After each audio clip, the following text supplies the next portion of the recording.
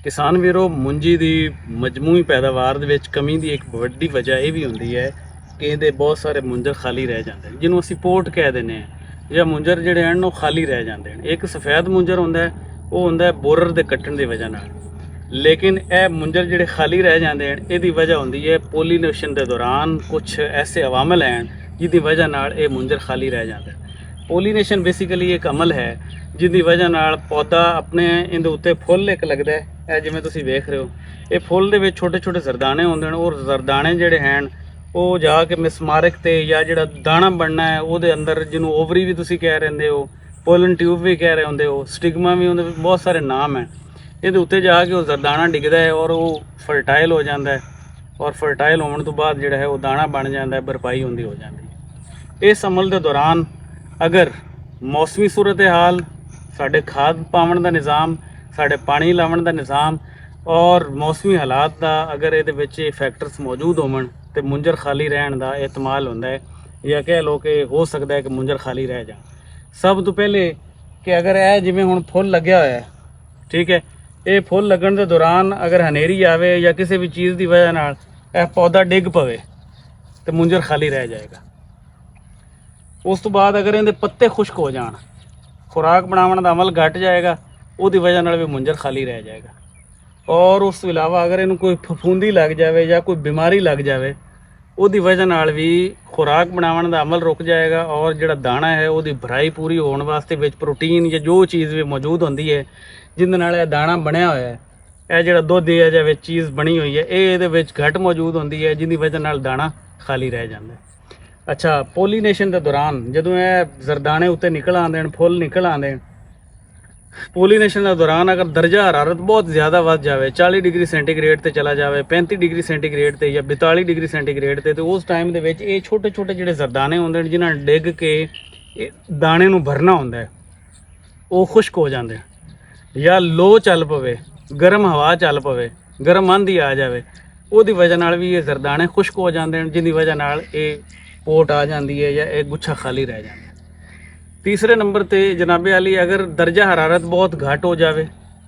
बारिशां जिस तरह आ रही हैं, दर्जा हरारत थले चला जाए और हवा में नमी की मिकदार भी ज़्यादा हो जाए तो उस टाइम के जोड़ा जिंदे जरदाना जिंदे एवं डिगना होंदा है, ਇਹਦਾ मूँह ही नहीं खुलता कम दर्जा हरारत की वजह नाल, उस टाइम ही पोट आ जाती है, मुंजर खाली रह जाते हैं। और उस तो इलावा अगर जोड़ा है दर्जा हरारत बहुत घट रहे या बहुत वध जाए तो दाना भी इहदे अंदर, वो जरदाना भी इहदे अंदर चला जाता है, लेकिन वो फर्टाइल नहीं रहिंदा, इनफर्टाइल हो जाता, उनके अंदर ये काबलीयत नहीं रहिंदी कि वो इस दाने नूं भर सके। ये भी एक मेन वजह है कि जनाब मुंजर खाली रह जाती है। हुण मुंजर खाली रहन की वजूहात मैं तुहानूं दसियां कि अगर पौधा डिग पवे, पौधे के पत्ते खुश्क हो जान, या जनाबे अली उहदे विच खुराक की कमी आ जाए किसी बीमारी की वजह नाल, फिर भी मुंजर खाली रह जाता है। दर्जा हरारत ज़्यादा हो जाए और तेज़ हवा चल पवे या जनाब गर्म हवा का हनेर आ जाए तो उस टाइम भी मुंजर खाली रह जाता है, या जो जरदाना है वो खुश्क हो जाता है, वो डैड हो जाता है, इस वास्ते मुंजर खाली रह जाता है। दर्जा हरारत कम होवे और हवा के नमी की मिकदार भी ज़्यादा होवे तो उसकी वजह नाल भी जी पोलन ट्यूब है या ओवरी है ओपन नहीं होंदी और वो जरदाना जा नहीं सकता और मुंजर खाली रह जाता है। और उस तो इलावा अगर ये दर्जा हरारत घट हो या वध हो तो पोलन जोड़ा है वो जरखेज़ नहीं रह जाता, वो फर्टाइल नहीं रह जाता, उनके अंदर चला भी जाए तो वो दाने की भरपाई नहीं हो पाती। इस वास्ते इस स्टेज नूं बेहतर करने वास्ते, अच्छा एक उहदे होर भी है, जदों खोशे बन रहे होण, जदों इहदा स्ट्रक्चर बन रहा होंदा है, इस टाइम दे विच अगर यूरिया का इस्तेमाल ज़्यादा कर लीए तो उसकी वजह नाल भी मुंजर खाली रह जाता है। ठीक है, यूरिया के इस्तेमाल नाल ग्रो वैजीटेटिव ग्रोथ इहदी ज़्यादा हो जाती है, खोशे जिहड़े ने खाली रह जाते और पोट आ जाती है। इस वास्ते ज़रूरी है कि तुसी जनाबे अली इस अमल तो बचण वास्ते मैनेजमेंट करो कि एक तो यूरिया नाइट्रोजन का जोड़ा इस्तेमाल है उन्होंने तुसी जनाबे अली करो इंटरवल्स दे विच करो और जितनी ज़रूरत है उतना करो। उसकी वजह नाल कद भी वड्डा हो जाता है, अगर कद वड्डा हो जाए तो फिर डिग्गण का भी ज़्यादा खतरा होता है, उसकी वजह नाल भी पोट आ जाती है। इस वास्ते यूरिया का इस्तेमाल घट तो घट करो। यूरिया के इस्तेमाल की वजह नाल, ज़्यादा यूरिया के इस्तेमाल की वजह नाल ये बीमारी भी ज़्यादा आती है और पोट भी हो जाती है। ठीक है, दूसरे नंबर पर अमाइनो एसिड प्लस बोरान और प्लस जनाबे अली पोटाश, ये रिपीटेड स्प्रे तुसी कर सकते हो। उस तो इलावा बेशुमार कंपनीज जिहड़ियां हैं जिन्हें जाफर शामिल है, उन्हें एक फर्टी ग्रेन फोलियर के नाँ से ਇੱਕ ਸਪਰੇਅ ਦਿੱਤਾ ਹੋਇਆ ਹੈ, ਉਹਦੇ ਕਰਨ ਨਾਲ ਵੀ ਪੋਟ ਵਿੱਚ ਕਮੀ ਆਉਂਦੀ ਹੈ। ਔਰ ਪੋਟਾਸ਼ ਦਾ ਸਪਰੇਅ, ਬੋਰਾਨ ਦਾ ਸਪਰੇਅ ਔਰ ਅਮਾਈਨੋ ਐਸਿਡ ਦਾ ਸਪਰੇਅ ਕਰਨ ਨਾਲ ਵੀ